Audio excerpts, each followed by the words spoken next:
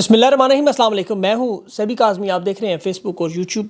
18 फरवरी आज मंगल का दूसरा वीलॉग आपके सामने। अब तक की जो अहम खबरें हैं वो तफसील आपके सामने रख दूँ। तहरीक इंसाफ एक मरतबा फिर बड़े पैमाने पर तैयारी कर रही है और इस दफ़ा अडयाला जेल का भी रुख होगा। एक तवील अरसे के बाद पिंडी में वर्कर्स कन्वेंशन का भी ऐलान हुआ और तहरीक इंसाफ की क़यादत आज मुतहरक नज़र आई बाकायदा। कल अदालत में इमरान खान की इजाज़त मिली है। अलकादर ट्रस्ट एक अहम केस है और वो लग गया डोगर साहब के सामने। अब तहरीक इंसाफ सड़कों पर निकलने का जो ऐलान कर रही अडयाला जेल के बाहर धरने का, MNAs MPs का, उसकी तफसील आपको बताता हूँ। पैमरा ने खान की तस्वीर और नाम से तो पहले खौफजदा थे, अब कप्तान से भी खौफजदा। वीलॉगर्स और यूट्यूबर्स को भी ये नोटिस जारी किए गए, नाम नहीं लिखना कप्तान। PTI छोड़ने वालों की भी एक नई हिकमत अमली, खान की रिहाई के लिए एक नया शोशा। शरफजल मरवत, वाडा और फवाद चौधरी के बारे में कुछ खबरें। और इमरान खान जेल में और नमल यूनिवर्सिटी की कन्वोकेशन की जिम्मेदारी अलीमा खान ने संभाल ली। रिफाई इदारों का काम नहीं रुकने दिया। आज सिंध में भी सुनामी की धूम नज़र आ रही थी, बड़े शानदार इस्तकबाल वहाँ हो रहे थे सुनामी मार्च के। और गिलगित चलास में भी इस वक्त दूसरे दिन आज कातिल रजीम के ख़िलाफ़ धरना और ख़ारजा पॉलिसी की नाकामी। कतरी शहज़ादा पड़ोसी मुल्क में 5 साल बाद पाकिस्तान को नज़रअंदाज कर गया। तफसील से खबरों की बात करूँ, सबसे जो अहम मामला इस वक्त इमरान खान की कैद तन्हाई। ये ज़ाहिर है बदला और इंतकाम। हालांकि आइन और कानून के मुताबिक दहशतगर्दी की जो इंसदाद दहशतगर्दी अदालत है, अमजद अली शाह साहब जज हैं, उसने तहरीक इंसाफ के वकला की दरख्वास्त उनके हक़ में दी कि कल आपको इमरान खान से मिलने की इजाज़त है। अब अगर कल इमरान खान के वकला सलमान अकरम राजा, नईम हैदर पंजोता या अली एजाज भुट्टर को नहीं मिलने दिया जाता तो फिर लाए अमल सामने आएगा। और ये बड़ा सादा और वाज़ेह है, क्योंकि आज इमरान खान के वकला फैसल चौधरी ने अडयाला के बाहर जो इजाज़त उन्हें नहीं मिलने की, 2 बजे तक इंतज़ार करते रहे। ये सिर्फ़ और सिर्फ रिएक्शन था कल का। खान को जेल अथॉरिटीज़ के रहमो करम पर तनहा नहीं छोड़ा जाएगा, ये फैसल चौधरी ने जो बात की बड़ी अहम बात थी। उसने कहा ये अंदर लोग इन मामलात में आज़ाद नहीं है, ये महकूम है और इमरान खान की हालत के बारे में फिल-फौर अवाम को बताया जाए। उमर अयूब साहब अपने मुंह से तस्लीम कर रहे थे कि इमरान खान के साथ तमाम राब्ते इन्होंने काट दिए, अजियत देने के लिए सब कुछ किया जा रहा है, बुशा बीबी से नहीं मिलने दिया जा रहा और वो अदलिया की तरफ देख रहे हैं। हालांकि अदलिया की औकात आपको पता है इस मुल्क में क्या है। सुप्रीम कोर्ट में भी जो तब्दीलियाँ हुई, आप सिर्फ वो देख लें कि जो कमेटियाँ बनाई गई जिसमें से मंसूर अली शाह, मुनीब अख्तर, जस्टिस आयशा मलिक और अतर मिनोला, इन सबको हर किस्म की कमेटी से निकाल दिया गया। आमिर फारूक को इंसदाद दहशतगर्दी की अदालत का इंतज़ामी जज बना दिया गया। जस्टिस मुसर्रत हलाली साहिबा को खैबर पख्तूनख्वा की, वहाँ दहशतगर्दी की अदालतों का निगरान मलिक शहजाद साहब को बलोचिस्तान की। और हालांकि अगर आप इनको हालात देखें इनके, आमिर फ़ारूक साहब के सिर्फ ये जब इस्लामाबाद हाई कोर्ट के चीफ जस्टिस थे तो इन अदालतों में दहशतगर्दी के मुकदमात किस तरह दर्ज होते रहे, ये पूरे पाकिस्तान के सामने जो बदनमा दाग अदलिया की तारीख पे लगा। इसी वजह से जुनैद अकबर ने जो बात की कि अब मामलात सड़कों की तरफ जा रहे इदारों से कोई उम्मीद नहीं। ये तहरीक इंसाफ ने देखें आज कॉन्फ्रेंस की धांधली में, बड़ा अच्छा किया, मेरे ख्याल में इन्हें करना चाहिए। लेकिन ये खान की रिहाई के हवाले से कोशिश करनी चाहिए, क्योंकि इस वक्त ये सब तस्लीम करते हैं कि इमरान खान के ऊपर कोई ऐसा केस नहीं है जो इस काबिल हो। ये 2 साल हो चुके हैं 9 मई के केस को। आप देखिए कि प्रोसिक्यूशन ये फैसला नहीं कर सकी कि जुर्म क्या है। पहले चालान मुकम्मल नहीं होते थे, अब चालान मुकम्मल हुए तो फ़र्द जुर्म को तरमीम करके तब्दील किया जा रहा है। 20 फरवरी को तरमीमी फ़र्द जुर्मा बिन हालात पे लगाई जाए। अब इन हालात में तहरीक इंसाफ को देखें एक वाज़े लाएअमल देना होगा। इस वक्त खैबर पख्तूनख्वा में इनकी अक्सरियत है, वहाँ इनकी असम्बली बनी हुई है, इनकी हुकूमत है, ये वहाँ ताकत में। ये सबसे पहले फिल-फौर हंगामी इजलास बुलाएं और इमरान खान से मुलाकात का मुतालबा करवाएं।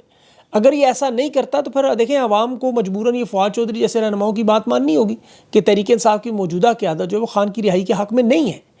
अभी खान का जो ऑफिशियल ट्विटर अकाउंट पे जो बयान आया तहरीक इंसाफ का कि अगर मेरी ज़िंदगी को ख़तरा लाहक हुआ तो उसके ज़िम्मेदार आर्मी चीफ़ होंगे। इमरान खान तो कह रहा है मैं मौत से नहीं डरता, ग़ुलामी की निस्बत मौत कबूल है। लेकिन यहाँ सबसे बड़ा सवाल है ये मामला उधर जाए क्यों? तहरीक इंसाफ की क़यादत को पूछना चाहिए। कौमी असम्बली में इनकी तकरीबन 100 के करीब नशस्तें हैं, पंजाब असम्बली में इनके तकरीबन 150 के करीब नशस्तें हैं, खैबर पख्तूनख्वा की सारी असम्बली इनकी अपनी है। तो ये मिला के कुछ 350-400 MNA MPs बनते हैं। ये लोग अगर पुरअमन अंदाज में अडयाला जेल के सामने कल धरना देकर मुलाकात नहीं होती, एक वफ्त बनाएं और कहें हमारी इमरान खान से मुलाकात करवाएं आप, तो ऐसा कोई मामला नहीं कि इन्हें गिरफ्तार किया जाएगा या वहाँ पे कोई बम चलाए जाएंगे, मारे जाएंगे, कोई नुकसान ऐसा नहीं हो सकता। ये सब लोग इमरान खान के नाम पर वोट लेकर असम्बलियों में ये खुद तस्लीम करते हैं। इनमें से कोई एक शख्स भी ऐसा नहीं जो ये कहे कि मुझे इमरान खान के नाम पर वोट नहीं मिला, सबको इमरान खान के नाम पर वोट मिला है।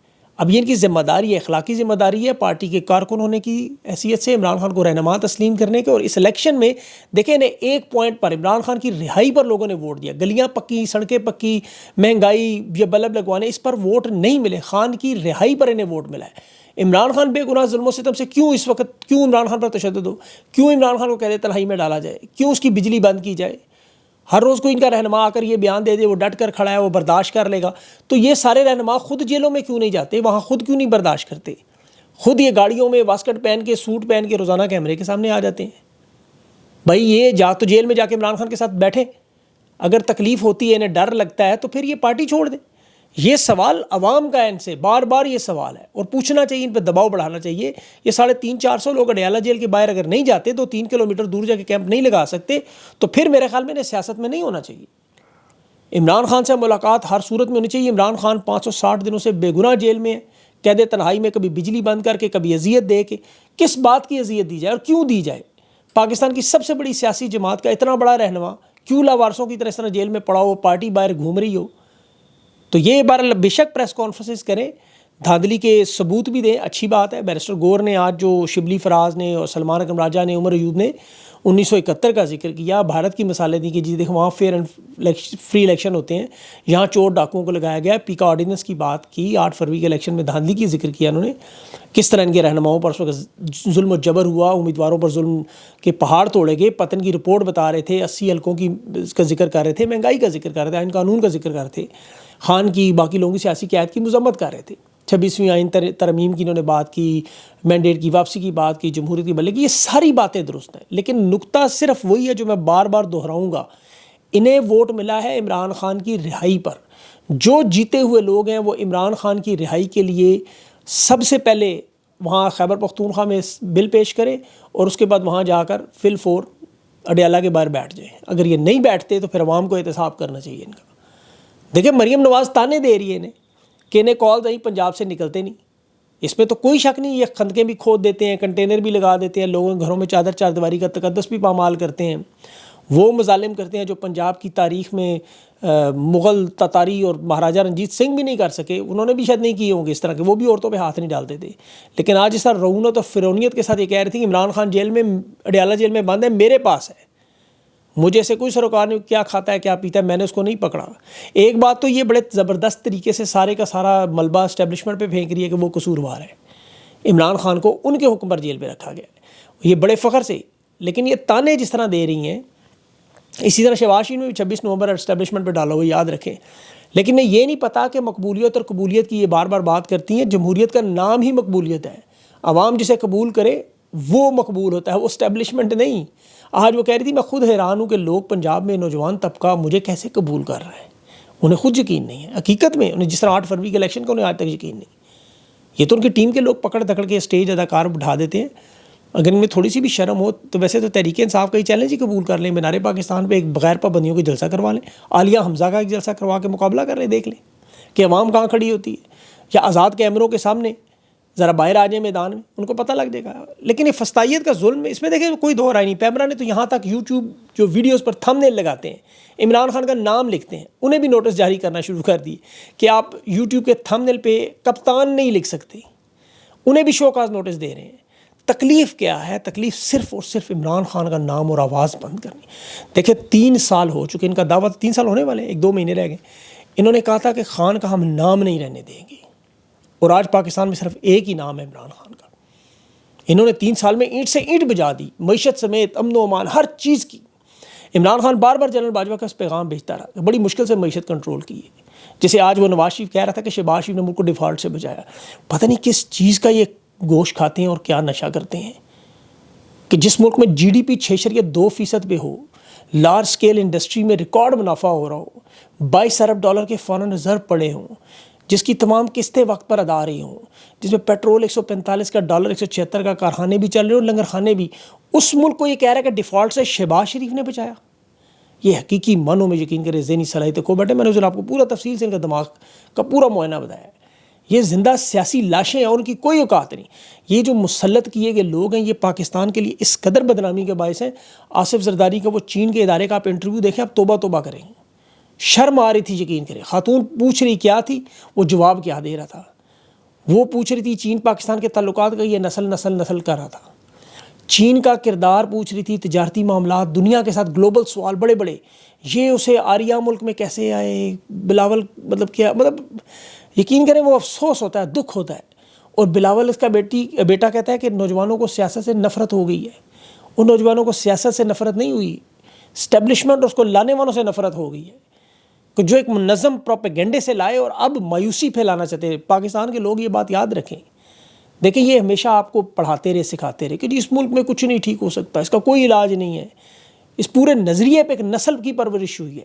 آج بھی اب ملے نون لیگ کے پیپلز پارٹی کسی بندے سے, وہ آپ کو یہی کہے گا او جی اس ملک میں کچھ ٹھیک نہیں ہو سکتا جی, سب ایسے ہی چلے گا جو اسٹیبلشمنٹ کی وہ. یہ تو واحد عمران خان تھا جس نے لوگوں کو سبق دیا کہ آپ نے اپنی آزادی, حقیقی آزادی کے لیے, آئین اور قانون کی بالادستی کے لیے, جو انسان کی حق ہے انسان کا, آپ وہ کریں. خان کو تو اپوزیشن لیڈر بنا رہے تھے, جس طرح بے نظیر پہ مقدمات نواز شریف کرتا تھا, نواز شریف پہ بینظیر کرتی تھی, اگلی باری اس کی, اگلی باری اس کی. یہ تو خان نے پورے سسٹم پہ جھرلا پھیر دیا, خان نے پورے کا پورا نظام بدل دیا. آج نوجوانوں کو مایوسی نہیں ہے انشاءاللہ. ان نوجوانوں کو یہ پتہ ہے, خوف اور ڈر ہے کہ ان کا مستقبل داؤ پہ, وہ اپنے مستقبل کی لڑائی کر رہے ہیں. بلاول کا تو مستقبل سیف ہے کچھ مہینوں کے لیے. خان نے انہیں شعور عطا کیا, انہیں مطالعہ پاکستان سے نکالا, حقیقت دکھائی ہے. اور یہ حقیقت اسٹیبلشمنٹ کو بھی نظر آ رہی کہ 77 سال میں جو بیانیہ وہ بناتے رہے وہ مقبول بیانیہ بنتا رہا. آج بیانیہ صرف اور صرف عمران خان کا ہے, صرف اور صرف عمران خان کا. وہ ایک لفظ کے وہ پتھر پہ لکیر بن جاتا ہے. جو مرضی کر لیں, امن و امان کے حالات دیکھ لیں. آج مولانا فضل الرحمان کی باتیں سنیں اسمبلی میں, وہ کیا کہہ رہا ہے, بلوچستان کے 8 اضلاع ایسے ہیں کہ آج اگر آزادی کا اعلان کرے تو اقوام متحدہ اگلے دن ان کی درخواست منظور کر لے گا, کیونکہ نہ وہاں پولیس ہے, نہ فوج ہے, نہ چوکیاں ہیں.